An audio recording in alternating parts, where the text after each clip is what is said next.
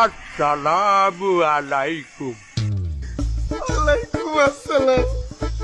কি হয়েছে ভাইজান, আপনি কাঁদতেছেন কেন?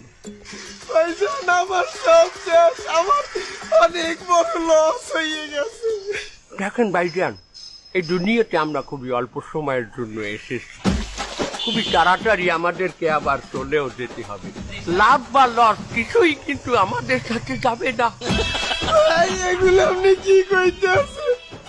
আমার তো দোকানের চানাচুর, বিস্কুট, চকলেট অনেক কিছুই নষ্ট, শেষ হয়ে গেছে। চানাচুর, বিস্কুট, চকলেটও কিন্তু আপনার কবরে যাবে না, শুধু কর্মফল যাবে। আপনি মারা গেলে এই দোকান আপনার জন্য কাঁদবে না, আপনি মারা গেলে এই চকলেট আপনার জন্য কাঁদবে না। আসেন দিনের পথে আসেন ভাইজান।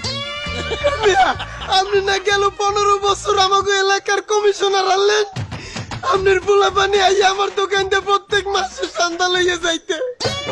ওই তো ওই পোলাটা আপনার পিছনে চশমা পরে, ওই পোলাটাই তো আমার দোকানে আইয়া চান্দা লইয়া গেছে আপনার কথা কইয়া। চশমা করলো। ভাইজান দেখেন, গত আগস্ট মাসের 5 তারিখে দুপুর 2 ঘটিকায় আমরা মাশাআল্লাহ সবাই হেদায়েত পেয়েছি, কি ঠিক কিনা?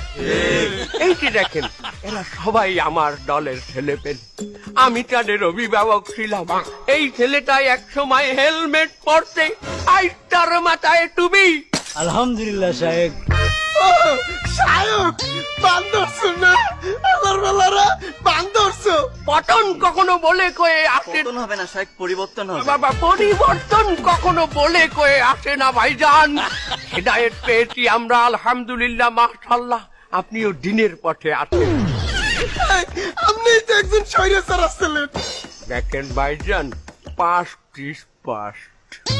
একটা সময় হয়তো আমি একটা ক্ষমতাসীন দলের একটা নেতা আসালাম, আর আসলে আমার সহযোদ্ধা, কিন্তু আমরা এখন সবাই একটি ইসলামিক দলকে সাপোর্ট করি।